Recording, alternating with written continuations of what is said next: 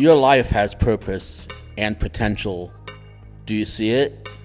Sometimes unexpected circumstances become roadblocks that prevent us from truly living our purpose and seeing our potential.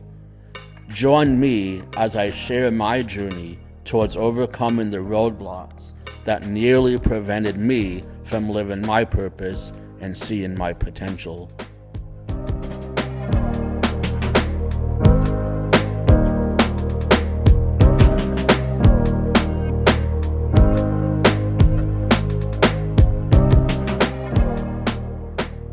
Most likely he won't survive, but if he does, he will never be able to walk or talk.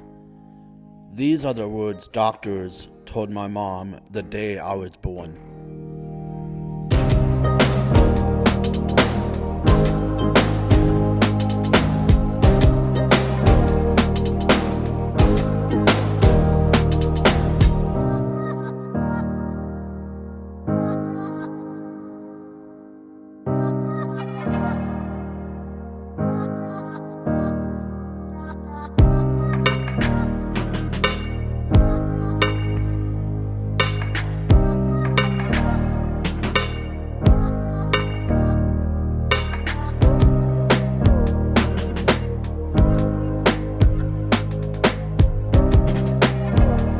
My journey begins on May 28, 1969, the day that I was born. You see, I arrived 3 months early, so there was obviously something going on, but nobody knew what. A few minutes after I was born, I actually went into cardiac arrest, and the doctors had to bring me back to life. As the minutes and hours progressed, they found other complications as well. They knew that during birth I had lost oxygen to the part of my brain that affected my speech. They also discovered that I had not developed the way that I should have, and my hand and my legs were not formed the way that they should have been. The prognosis was pretty bleak. And the best they could do was tell my mom that if I did survive, I would not be able to speak, I would not be able to walk. And that began my journey. And as I grew up having to face those challenges, I learned a lot. They shaped me into the person that I am today, and that experience taught me that no matter what happens, no matter what roadblocks come our way, we can overcome them. We can live a life of purpose, a life full of potential. And that's what this journey is all about. It's about how to find purpose, about how to find potential even in the face of circumstances that we didn't even ask for. They just presented themselves, because in this life, that's gonna happen. So I invite you to come on this journey with me as I talk to you about my life and my struggles and how I overcame to be the person that I am today, because I believe that you can become the person that you're meant to be as well.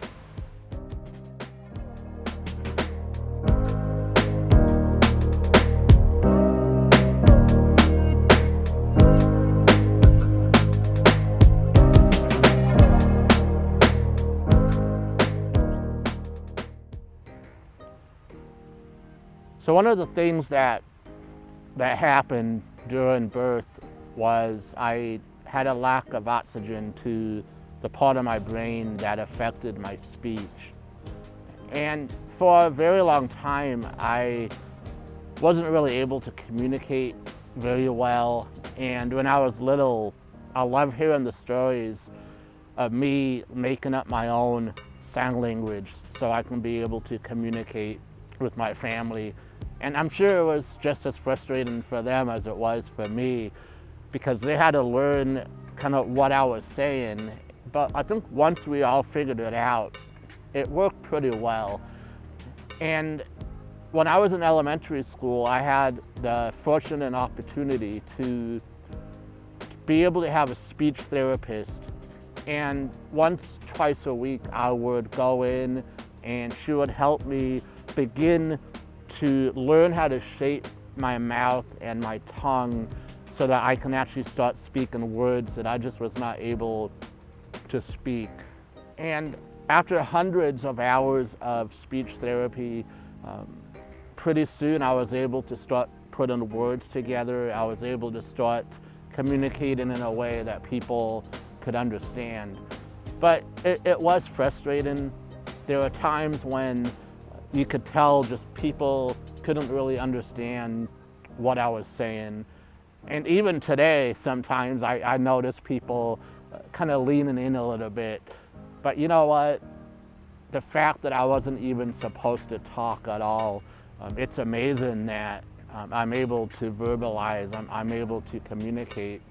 And you know, the best part about all of this is so much of my business now reflects around me communicating.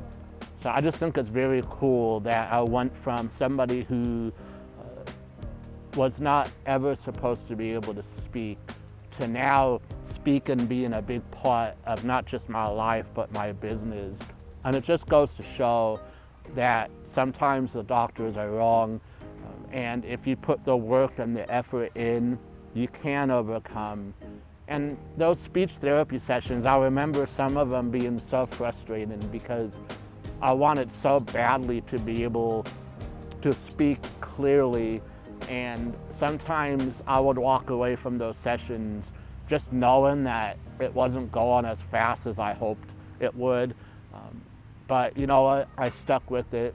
And I'm so thankful to that speech therapist because she stuck with me and she really encouraged me to keep going. And she put a lot of extra time and effort into helping me develop my communication skills and to be able to actually speak. So I'm very thankful for that.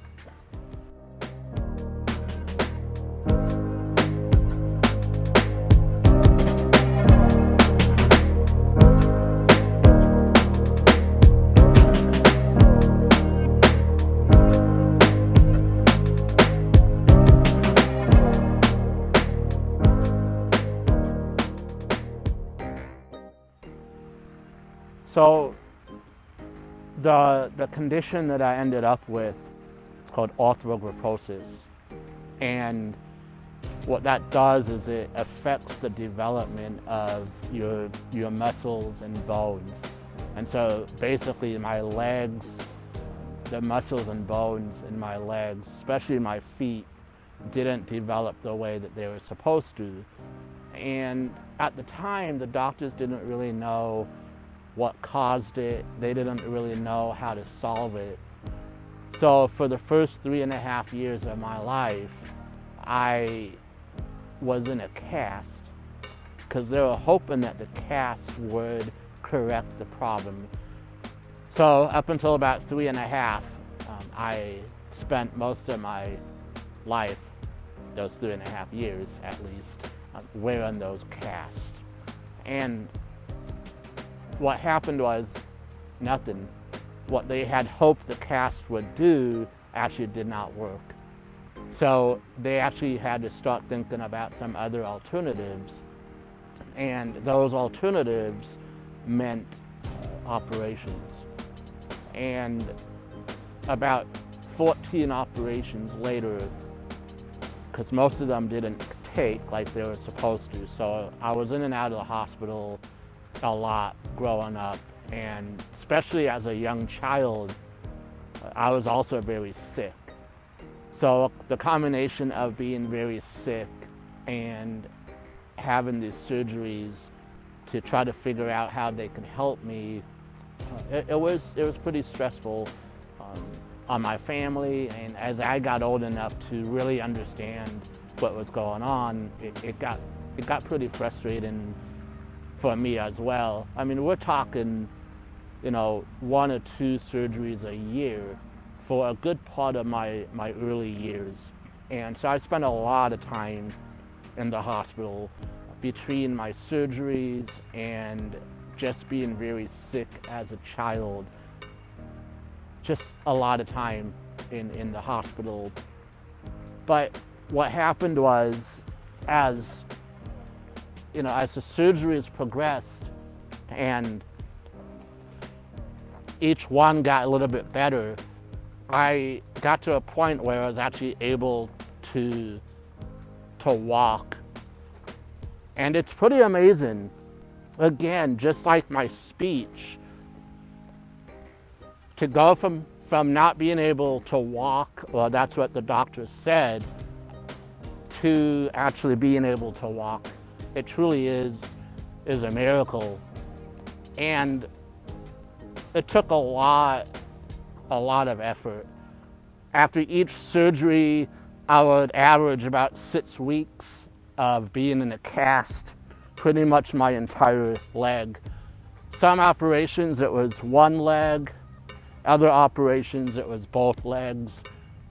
They also did surgery on my hand, and they also did reconstructive surgery on my jaw, and that was about a 12-hour operation to try to reconstruct my jaw. But on my feet, on leg surgeries, like I said, I averaged about 6 weeks in a cast. I was also fortunate to go to a school where I was able to have physical therapy, because after each operation, it required a lot of physical therapy to rehabilitate me and to get me back up on my feet. So they would pull me out of class about 2 or 3 times a week. And for the first couple of weeks after my cast came off, it was pretty painful. Those therapy sessions were a lot of work and they were very painful. But I knew that the only way for me to be able to take one step closer to being able to have some normalcy in terms of how I walk, I knew that I needed to do whatever it took to get through those therapy sessions. But I'm thankful that I went to a school where I was able to do that. And later in the series I'll talk about this as well, but it's because of that school and it's because of my physical therapy that my love for swimming actually started, because swimming became a big part of my physical therapy as well.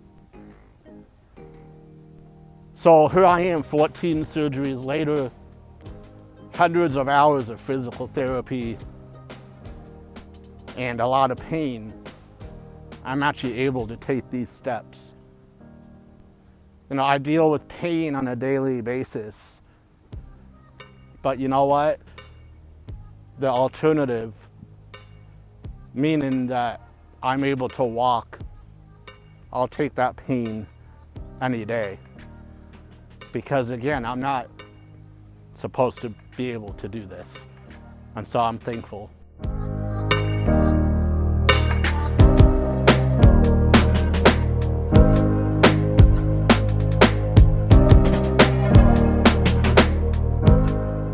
It was truly a rough beginning, and even in light of all the progress being made, I felt lost. Would all of this ever make sense? Would I ever find my purpose?